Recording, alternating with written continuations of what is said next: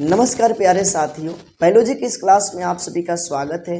पिछले वीडियो में आप लोगों ने जाना कृत्रिम परागण के बारे में।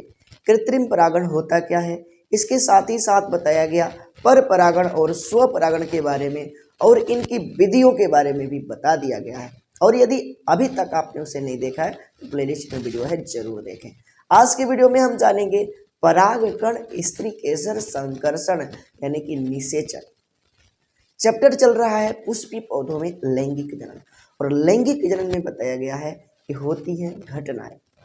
लैंगिक जनन में कितनी घटनाएं होती हैं? 3 घटनाएं।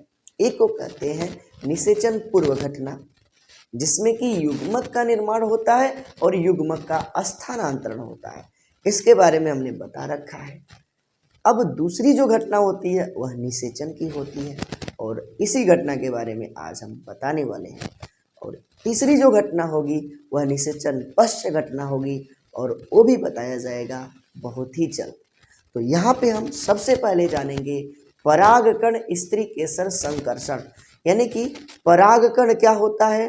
नर युग्मक। स्त्री केसर में क्या होता है? मादा युग्मक। जब जुड़ते हैं, संलयित होते हैं, तो इसी क्रिया को निषेचन की क्रिया कहा जाता है, और इसी के बारे में आज हम पढ़ने वाले हैं। तो सबसे पहले हम यहाँ पे एक फिगर बनाएंगे, और उस फिगर से हम लोग समझेंगे कि किस प्रकार से परागकण और स्त्री केसर एक दूसरे से मिलते हैं और निषेचन की क्रिया संपन्न होती है। यानी कि नर युग्मक और मादा युग्मक एक दूसरे से कैसे जुड़ते हैं और निषेचन की क्रिया पौधों में किस प्रकार से संपन्न होती है। तो सबसे पहले हम इसको फिगर के द्वारा समझते हैं। एक फिगर हम बनाएंगे, यहाँ पे आपको समझना है।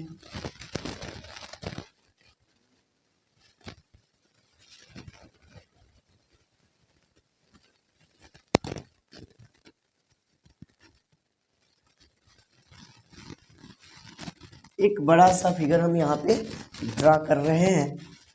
अब यहाँ पे ये जो संरचना दिखाया गया है पुष्प का मादा भाग है, जिसको कि स्त्री केसर कहा जाता है। क्या कहते हैं? स्त्री केसर। ये जो संरचना आपको हम दिखा रहे हैं यहाँ पे, ये वाली, ये क्या है? तो इसी को हम लोग कहते हैं दल। क्या चीज? तो दल। इसी प्रकार से इधर भी हम ऐसी ही संरचना बना देते हैं। ये क्या है? दल है। उसके बाद से नर भाग पुंकेसर को हम यहाँ पे दिखा देते हैं। नर भाग पुंकेसर, नर भाग पुंकेसर, ये नर भाग पुंकेसर।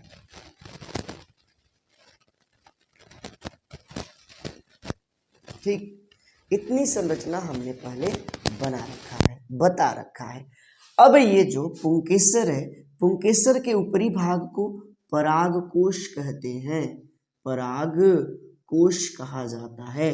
और इसी के स्फुटन से इसमें बहुत सारे छोटे छोटे दाने होते हैं जो कि बाहर निकल आते हैं। अब आपको बताना है कि पुंकेसर का, परागकोश का कौन सा भाग स्फुटित होता है। बताया गया है योजी के बारे में। तो आपको यहाँ पे समझना है कि जो योजी है वही स्फुटित होता है, और ये जो परागकण होते हैं वह बाहर निकल आते हैं। उसके बाद से क्या होता है कि परागण की क्रिया होती है। किसकी क्रिया होती है? परागण की। इस परागकण को मादा भाग स्त्री केसर पर पहुंचाया जाता है। मादा भाग स्त्री केसर के वर्ती काग्र पर क्या किया जाता है? पहुंचाया जाता है। या तो इसके लिए कोई साधन की आवश्यकता होती है, जैसे हवा हो सकता है, जल हो सकता है वह साधन, या कोई जंतु हो सकता है, या मनुष्य भी हो सकता है। पीछे हमने परागण के बारे में बता रखा है। ठीक है, तो ये जो परागकण है किसी माध्यम द्वारा पहुंचता है इस पार्ट पर मादा के, जिसको कि हम लोग बोलते हैं वर्तिकाग्र। वर्तिकाग्र, और वर्तिकाग्र पर यह जो परागकण है वह आ जाता है। परागकण कहाँ पे आ जाता है? वर्तिकाग्र पर आ गया, यहाँ पे वर्तिकाग्र पर। अब पहले भी बताया जा चुका है यहाँ पे कि परागकण में 2 आवरण होते हैं, एक बाहर की ओर और एक अंदर की ओर। तो जो बाहर की ओर आवरण होता है उसको एक्जाइन कहते हैं, जो अंदर की ओर आवरण होता है उसको इंटाइन कहते हैं। पहले भी हमने बता रखा है, एक्जाइन और इंटाइन। अभी इस चीज को यहीं पे रोकते हैं। अब पता है कि ये वाला जो फुली हुई संरचना है यहाँ से यहाँ तक, यह मादा भाग है। इसके 3 पार्ट होते हैं। यह जो संरचना है वर्तिकाग्र सबसे ऊपरी, और उसके बाद से ये जो नली जैसी संरचना है इसको बोला जाता है वर्तिका। और ये क्या है, ये है अंडाशय। अंडाशय, और अंडाशय में होते हैं बीजांड। क्या होते हैं, बीजांड होते हैं। अब इस बीजांड को हम यहाँ पे दिखा रहे हैं, समझते चलना है। यहाँ पे बीजांड को हम यहाँ पे दिखा रहे हैं।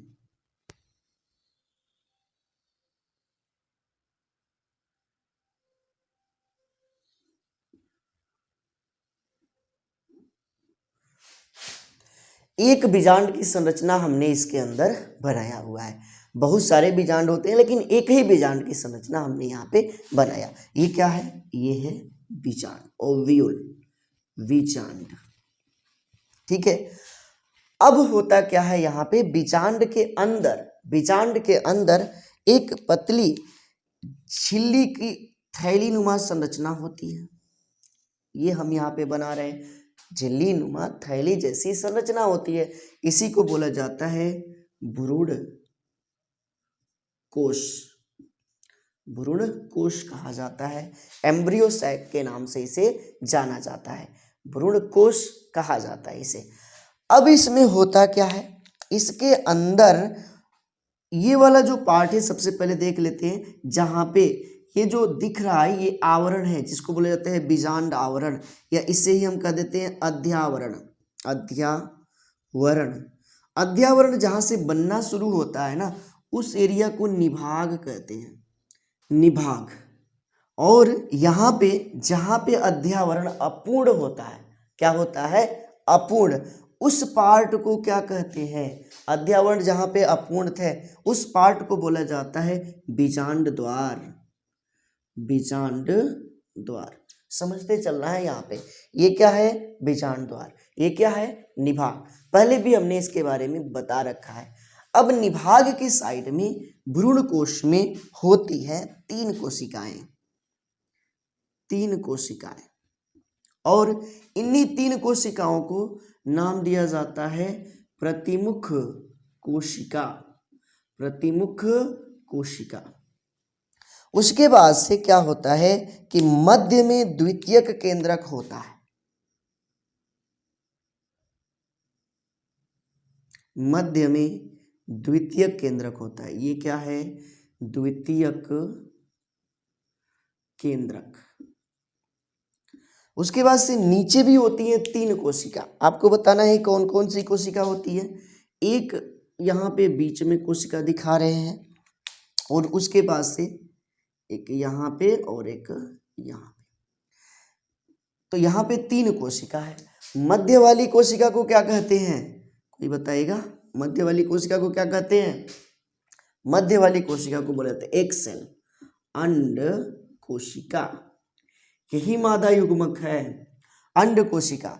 और ये जो 2 साइड वाली कोशिका दिख रही है, ये जो 2 साइड वाली कोशिका दिख रही है, इसको बोला जाता है सहायक कोशिका। और यहाँ पे आपको बताना है कि ये तीनों कोशिकाओं को संयुक्त रूप से क्या कहा जाता है। तीनों कोशिकाओं को संयुक्त रूप से क्या कहा जाता है, पीछे हमने बता रखा है। तो यहाँ पे अंदर वाले पार्ट को क्या कहते हैं, भ्रूणपोष कहते हैं, भ्रूणकोश कहते हैं, एम्ब्रियो सैक बोला जाता है। इसके अंदर ऊपर वाले पार्ट में यानी कि निभाग साइड में 3 कोशिका होती है, और नीचे यानी कि बीजांड द्वार वाले साइड में 3 कोशिका होती है, और एक कोशिका द्वितीयक केंद्रक के साथ उपस्थित होता है मध्य में। ये बातें हमने कर रखा है। अब बात करते हैं यहाँ पे, जब परागकण परागकोश से निकलकर वर्तिकाग्र पे आता है तो यहाँ पे कुछ पदार्थ होते हैं शर्करा युक्त, और शर्करा युक्त पदार्थ को सोख करके, खींच करके, प्राप्त करके, ग्रहण करके क्या होता है, ये परागकण फूल जाता है। क्या हो जाता है, फूल जाता है। और इसके वजह से ये जो इसके अंदर वाला आवरण है इंटाइन, इसमें से एक नली बनने लगती है। क्या बनने लगती है? एक नली। ठीक है, एक नली बनने शुरू हो जाती है।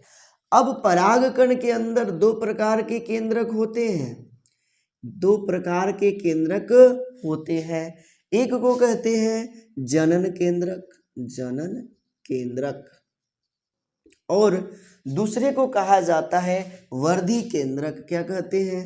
वर्धी केंद्रक। ध्यान पूर्वक समझना है, दूसरे को क्या कहते हैं? वर्धी केंद्रक कहते हैं। अब जैसे ही ये नली बनती है, इस नली को क्या कहते हैं? इस नली का नाम है पराग नली, पराग नली। तो पराग नली बनती है किसके द्वारा? इंटाइन के द्वारा।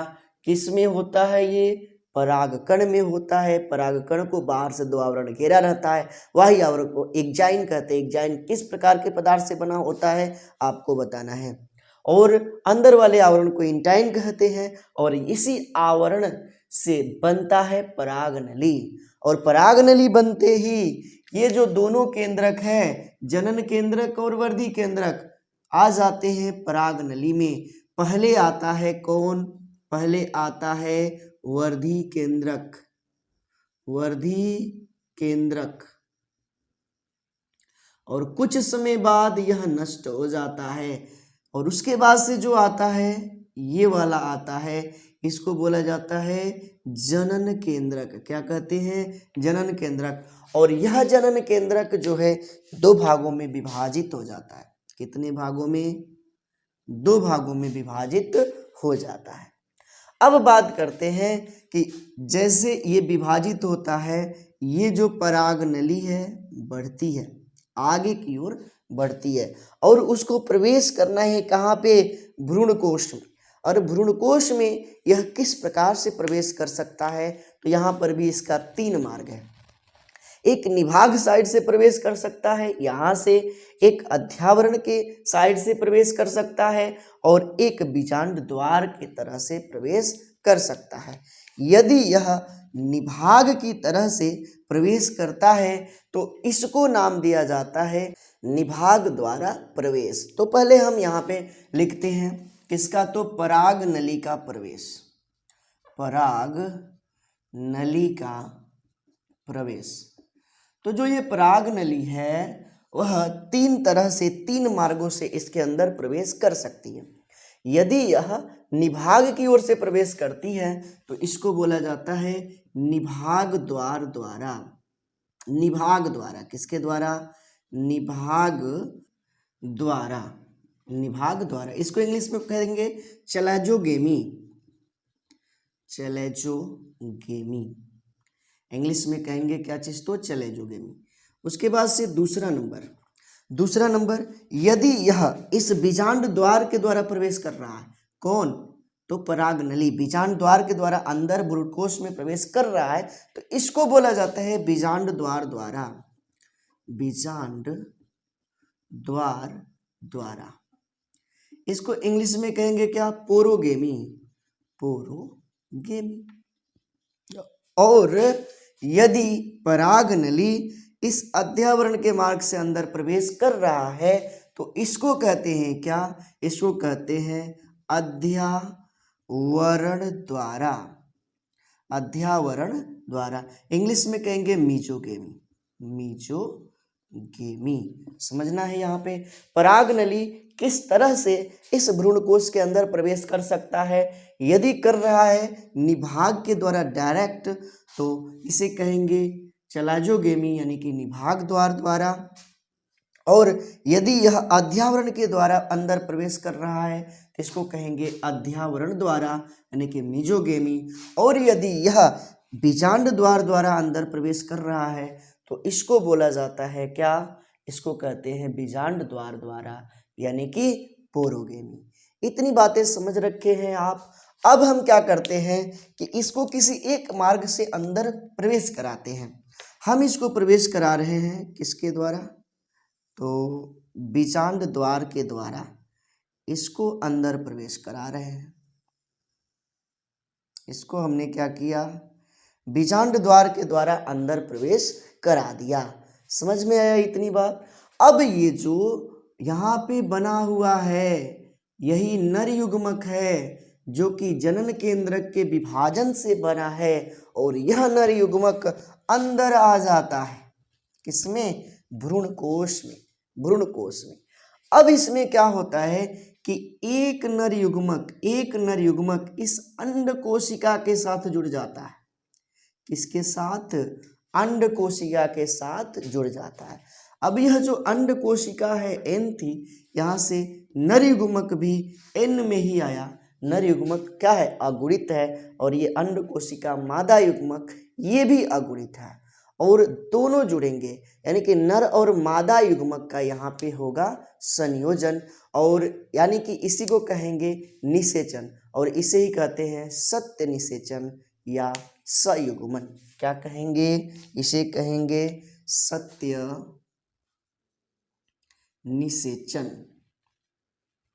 निषेचन या सयुग्मन ट्रू फर्टिलाइजेशन और कंजुगेशन। तो ये बराबर हो जाएगा सत्य निषेचन बराबर नर युग्मक प्लस अंड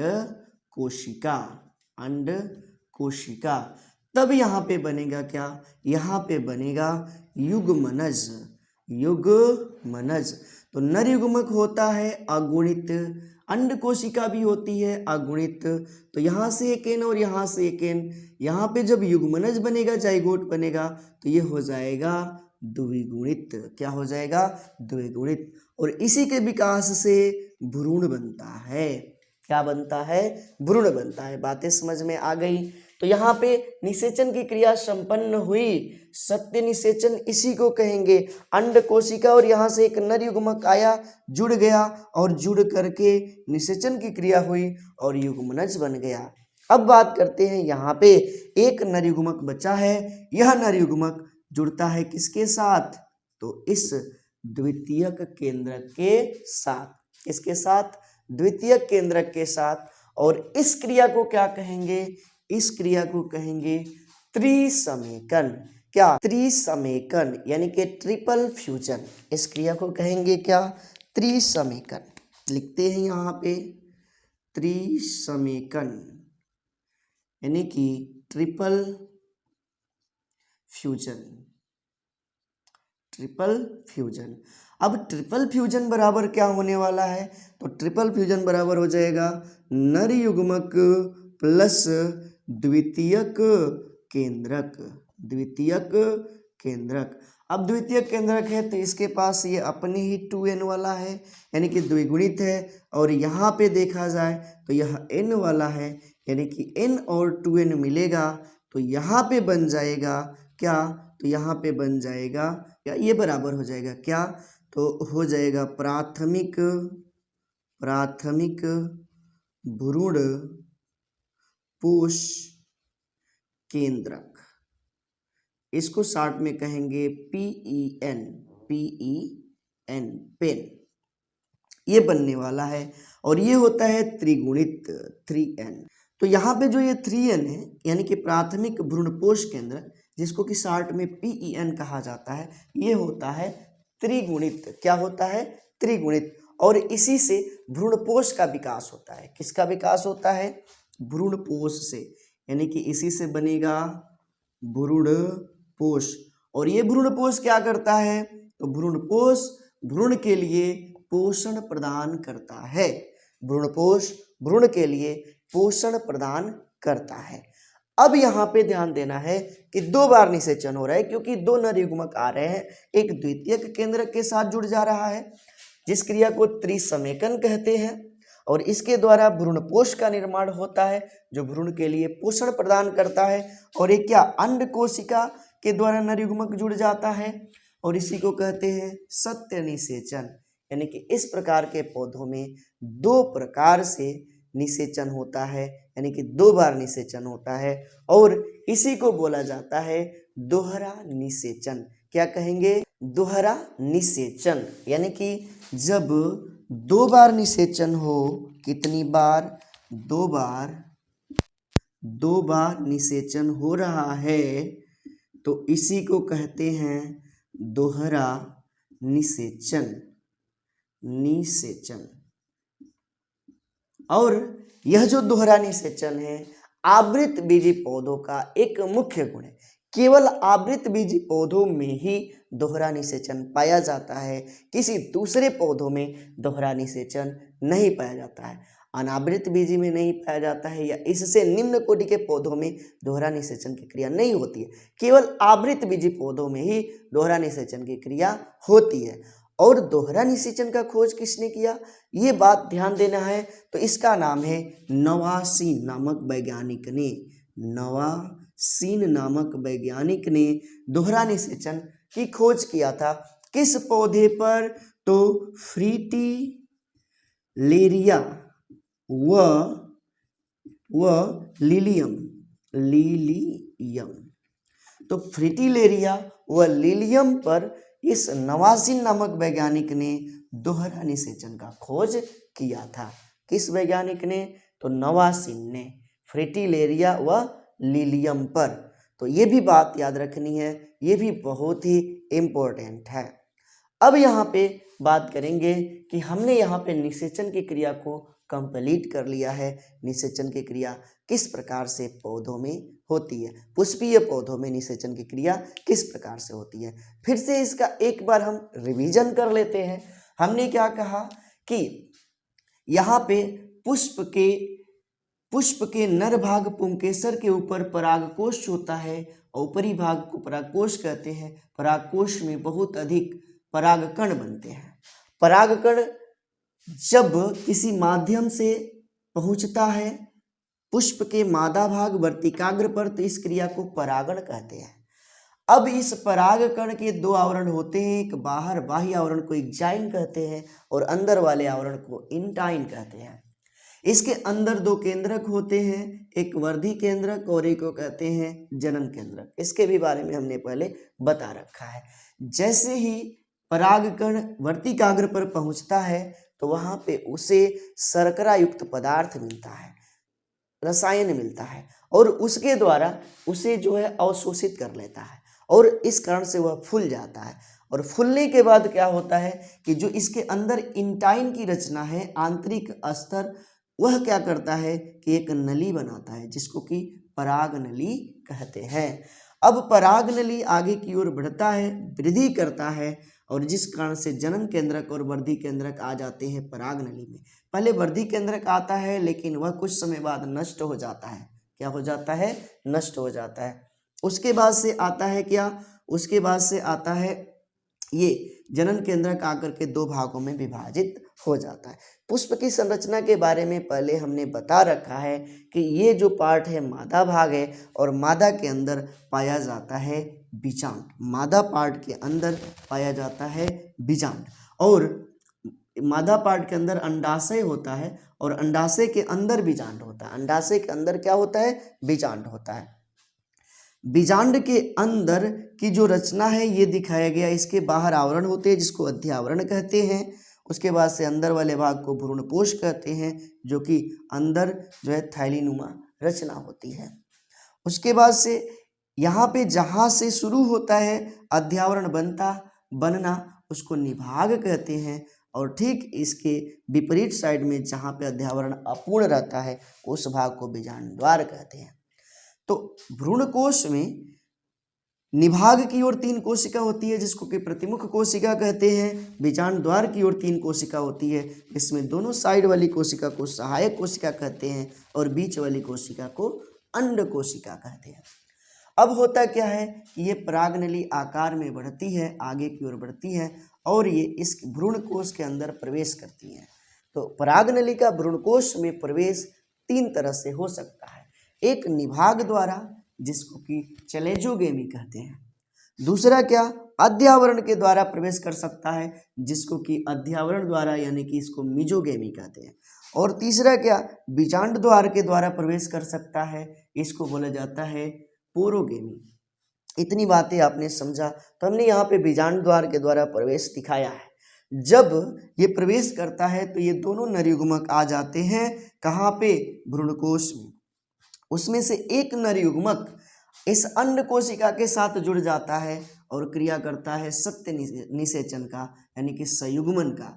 इसमें क्या होता है कि नर युग्मक और अंड कोशिका जुड़ते हैं और जुड़ करके युग्मनज बनाते हैं और जिससे भ्रूण का विकास होता है। किसका विकास होता है? भ्रूण का। दूसरा नर युग्मक इस द्वितीय केंद्रक से जुड़ता है और जुड़ करके क्या बनाता है? तो जुड़ने की क्रिया को त्रिसमेकन कहते हैं, ट्रिपल फिजन कहते हैं। इसमें क्या है? नर युग्मक और द्वितीय केंद्रक। द्वितीय केंद्रक में दो केंद्रक है, एक एन ये और एक एन ये, यही दो एन यहाँ पे लिया गया और नर युग्मक अपने ही अगुणित होता है। इन दोनों को जोड़ने पे त्रिएन का निर्माण होता है, यानी कि त्रिगुणित रचना होती है और जिसको बोला जाता है प्राथमिक भ्रूणपोष केंद्रक, PEN। अब होता क्या है कि PEN के विकास से भ्रूणपोष बनता है और भ्रूणपोष क्या करता है? भ्रूण के लिए पोषण प्रदान करता है। अब देखा गया कि यहाँ पे 2 बार निषेचन हो रहा है, एक द्वितीयक केंद्रक के साथ और एक अंड कोशिका के साथ। इसी को दोहरा निषेचन कहते हैं। क्या कहते हैं? दोहरा निषेचन। इसकी खोज नवासिन ने किया। किस प्रकार के पौधों में? तो फ्रेटिलेरिया व लीलियम के पौधों में। तो आपने ये सारा प्रोसेस समझ लिया कि परागकण स्त्रीकेसर संकर्षण कैसे होता है। इसमें सबसे पहले अलग अलग हेडिंग के द्वारा हम इसको लिखेंगे। तो आप लोगों को सबसे पहला हेडिंग बनाना होगा, वो होगा क्या? तो ये परागकण स्त्रीकेसर संकर्षण यानी कि निषेचन, पोलन पिस्टिन इंटरेक्शन और फर्टिलाइजेशन। और इसमें पहला हेडिंग आप लिखेंगे परागकण का वर्तिकाग्र पर अंकुरण। यहाँ पे आया, फूल गया और अंकुरित होकर के परागनली बनाया, तो यही पहला हेडिंग हो जाएगा। इसके अंतर्गत क्या? परागकण का वर्तिकाग्र पर अंकुरण। और इसमें लिखना है परागकण मादा पुष्प की वर्तिकाग्र पर पहुंचकर यहाँ सक्रिय तरल पदार्थों को शोषित करके फूल जाते हैं और अपना अंकुरण प्रारंभ कर देते हैं। सर्वप्रथम फूली हुई नई कोशिका का इंटाइन एग्जाइन में स्थित किसी एक जनन छिद्र से एक पराग नली के रूप में बाहर निकलता है, यानी कि इसमें जनन छिद्र होता है और वही जनन छिद्र क्या बनाता है? पराग नली बनाता है। और उसी पराग नली के द्वारा क्या होता है कि नर युग्मक बाहर निकलता है। पराग नली की लंबाई वर्तिका नलिका की लंबाई के अनुसार बढ़ते हुए अंडाशय में स्थित बीजांड के पास पहुंच जाती है। फिर हेडिंग बनाना है आपको पराग नलिका का बीजांड में प्रवेश, और इसमें लिखना है वर्तिका से होते हुए पराग नली अंडाशय में पहुंचती है। पराग नली शीघ्र ही बीजांड के समीप पहुंच जाती है। इसी बीच पराग नली में स्थित जनन केंद्रक विभाजित होकर 2 नर युग्मक बना लेता है। यही बोला गया, यह 2 नर युग्मक बना लिया। ये पराग नली पहुंच गई कहाँ पे? बीजांड के पास। अब हेडिंग बनाना है पराग नली का प्रवेश। पराग नली कहाँ कहाँ से प्रवेश कर सकता है? तो इसमें पहला लिखना है निभाग द्वारा यानी कि चलेजोगेमी, दूसरा हो जाएगा बीजांड द्वार द्वारा यानी कि पोरोगेमी, और तीसरा हो जाएगा अध्यावरण द्वारा यानी कि मीजोगेमी। उसके बाद से अगला हेडिंग हो जाएगा पराग नली का भ्रूण कोश में प्रवेश। अब पराग नली कहाँ पे? इस भ्रूण कोश में प्रवेश करेगी, भ्रूण कोश में। और इसमें लिखना है बीजांड में पहुंचकर पराग नली बीजांड काय को भेदती हुई भ्रूण कोश तक पहुंच जाती है। अंड उपकरण यानी कि एग एपोर्टस में से एक सहायक कोशिका का स्राव पराग नली के अंतिम सिरे को अपनी तरफ आकर्षित करता है। ये बात हमने छोड़ दिया था। ये जो सहायक कोशिका है इसमें से केमिकल स्रावित होते हैं जो इस पराग नली को अपनी ओर आकर्षित करते हैं। इसी कारण से पराग नली इस बीजांड द्वार द्वारा अंदर प्रवेश कर जाती है। ठीक है, आगे लिखना है फलस्वरूप पराग नली किसी एक सहायक कोशिका में प्रवेश कर जाती है। इसके अतिरिक्त पराग नली कभी कभी अंड कोशिका एवं एक सहायक कोशिका के बीच से होकर यह सहायक कोशिका एवं भ्रूण की भित्ति के बीच से होते हुए भ्रूण कोश में प्रवेश करती है।